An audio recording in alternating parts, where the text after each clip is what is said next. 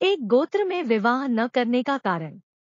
पुत्री को अपने पिता का गोत्र क्यों नहीं प्राप्त होता, आइए वैज्ञानिक दृष्टिकोण से देखें। हम आप सब जानते हैं कि स्त्री में गुणसूत्र XX और पुरुष में XY गुणसूत्र होते हैं। इनकी संतति में माना कि पुत्र हुआ XY गुणसूत्र, अर्थात इस पुत्र में Y गुणसूत्र पिता से ही आया, यह तो निश्चित ही है क्योंकि माता में तो Y गुणसूत्र होता ही नहीं है। और यदि पुत्री हुई तो XX गुणसूत्र, यानी यह गुणसूत्र पुत्री में माता व पिता दोनों से आते हैं। एक XX गुणसूत्र। XX गुणसूत्र अर्थात पुत्री अस्तु XX गुणसूत्र के जोड़े में एक X गुणसूत्र पिता से तथा दूसरा X गुणसूत्र माता से आता है तथा इन दोनों गुणसूत्रों का संयोग एक गांठ सी रचना बना लेता है जिसे क्रॉसओवर कहा जाता है। 2 XY गुणसूत्र। XY गुणसूत्र अर्थात पुत्र, यानी पुत्र में Y गुणसूत्र केवल पिता से ही आना संभव है क्योंकि माता में Y गुणसूत्र है ही नहीं, और दोनों गुणसूत्र असमान होने के कारण पूर्ण क्रॉसओवर नहीं होता, केवल 5% तक ही होता है और 95% Y गुणसूत्र ज्यों का त्यों इंटैक्ट ही रहता है। तो महत्वपूर्ण Y गुणसूत्र हुआ क्योंकि Y गुणसूत्र के विषय में हमें निश्चित है कि यह पुत्र में केवल पिता से ही आया है।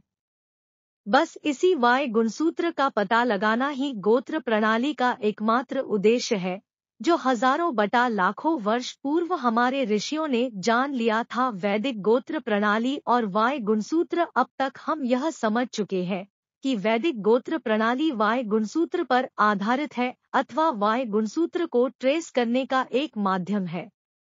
उदाहरण के लिए, यदि किसी व्यक्ति का गोत्र कश्यप है तो उस व्यक्ति में विद्यमान Y गुणसूत्र कश्यप ऋषि से आया है या कश्यप ऋषि उस Y गुणसूत्र के मूल है। चूंकि Y गुणसूत्र स्त्रियों में नहीं होता, यही कारण है कि विवाह के पश्चात स्त्रियों को उसके पति के गोत्र से जोड़ दिया जाता है।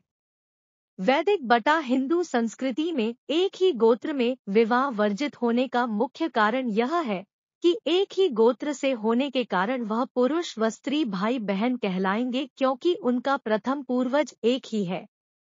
परंतु ये थोड़ी अजीब बात नहीं कि जिन स्त्री व पुरुष ने एक दूसरे को कभी देखा तक नहीं और दोनों अलग अलग देशों में परंतु एक ही गोत्र में जन्मे तो वे भाई बहन हो गए। इसका मुख्य कारण एक ही गोत्र होने के कारण गुणसूत्रों में समानता का भी है। आज के आनुवंशिक विज्ञान के अनुसार यदि समान गुणसूत्रों वाले दो व्यक्तियों में विवाह हो तो उनकी संतति आनुवंशिक विकारों के साथ उत्पन्न होगी। ऐसे दंपतियों की संतान में एक सी विचारधारा, पसंद, व्यवहार आदि में कोई नयापन नहीं होता। ऐसे बच्चों में रचनात्मकता का अभाव होता है। विज्ञान द्वारा भी इस संबंध में यही बात कही गई है कि सगोत्र शादी करने पर अधिकांश ऐसे दंपत्ति की संतानों में आनुवांशिक दोष अर्थात मानसिक विकलांगता, अपंगता, गंभीर रोग आदि जन्मजात ही पाए जाते हैं। शास्त्रों के अनुसार इन्हीं कारणों से सगोत्र विवाह पर प्रतिबंध लगाया था।